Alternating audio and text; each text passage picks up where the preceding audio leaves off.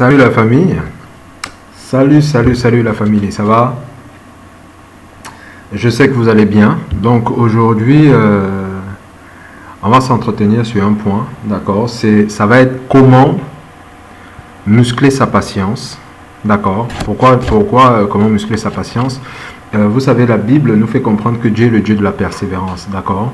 Donc dans persévérance, de toutes les façons, il y a patience. Donc on est patient, on persévère en même temps.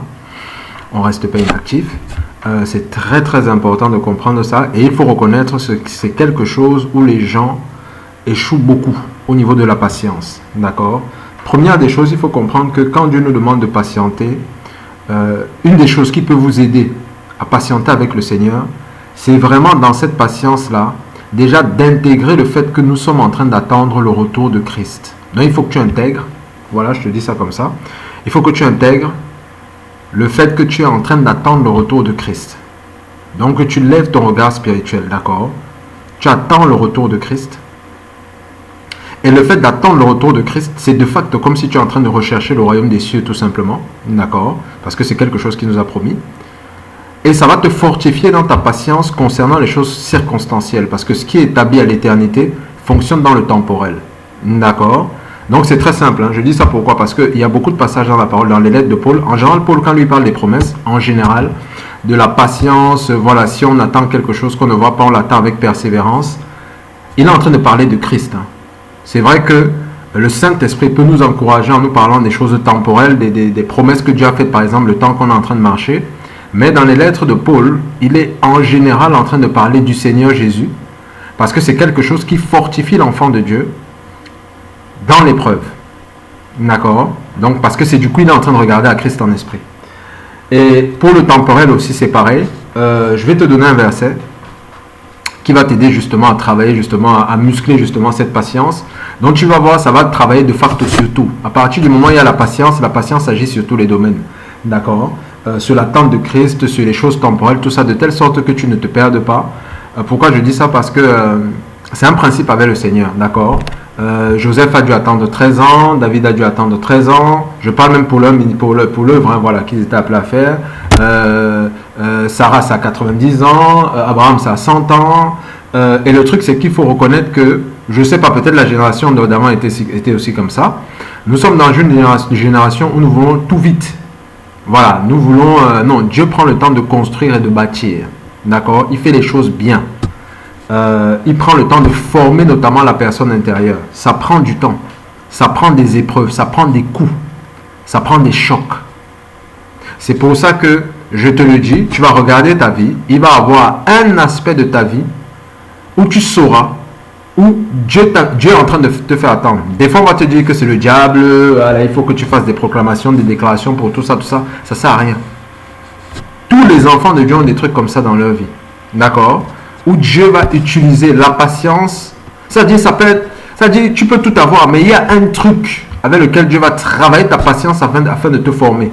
Pourquoi? Parce que dans le livre de Jacques, il va nous faire comprendre que quand la patience est accomplie, on ne faillit en rien, on ne manque de rien. Donc à partir du moment où tu es patient, tu ne manques de rien.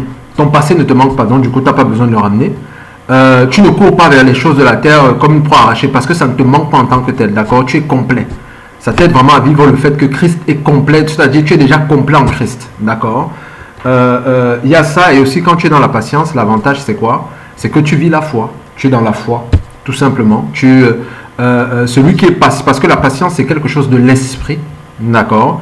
Et l'esprit n'a pas peur de l'avenir. C'est pour ça que la patience est une arme très puissante au niveau des chrétiens, une manifestation de l'esprit. C'est un weapon, comme je dis souvent, super puissant. Parce que celui qui est dans la patience est dans la domination. C'est lui qui maîtrise. Le Saint-Esprit connaît les tenants et les aboutissants de toutes choses. Voilà, c'est lui, voilà, c'est Christ est l'alpha et l'oméga. Donc voilà, c'est-à-dire même la fin du désert par lequel tu es en train de passer, c'est toujours la parole, c'est le Christ. Donc de toutes les façons, et lui il est en paix avec lui-même. Donc justement en te connectant à lui, à la patience, Christ est notre patience, parce qu'il a déjà accompli la patience parfaitement. Donc tu peux être patient, il faut aimer la patience.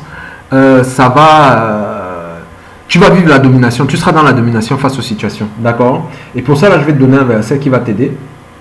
Il va nous dire, Romains 15, verset 4, Romains 15, verset 4, qu'est-ce qu'il va dire? Or, tout ce qui a été écrit d'avance a été écrit pour notre instruction, afin que par la patience et par la consolation que donnent les Écritures, nous possédions l'espérance. C'est très simple. Si tu veux muscler ta patience, médite la parole. C'est aussi simple que ça. C'est ce qu'ils sont en train de dire dans le verset 15. Il va dire, par la patience et la consolation. Quand on attend, des fois on est frustré. D'accord? La parole va te donner la consolation, ça va réconforter ton cœur.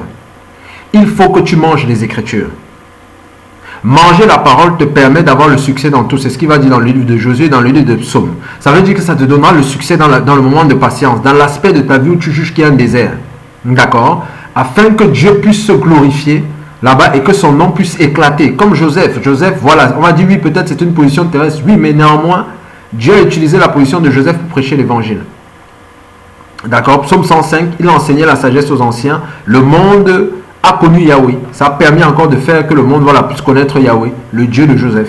D'accord? Et c'est valable dans tout. Dieu va utiliser toutes les ressources qui existent, dont les ressources terrestres, pour pouvoir glorifier son nom. C'est pour ça qu'il t'a fait des promesses ici sur la terre. Il ne faut pas les négliger. D'accord? Il ne faut même pas dire que bon, après, si Dieu même il ne donne pas, c'est pas grave. Non, ne sois pas impatient. Dieu veut te donner. C'est lui qui a choisi ça, qui est venu te parler, il va le faire. Persévère.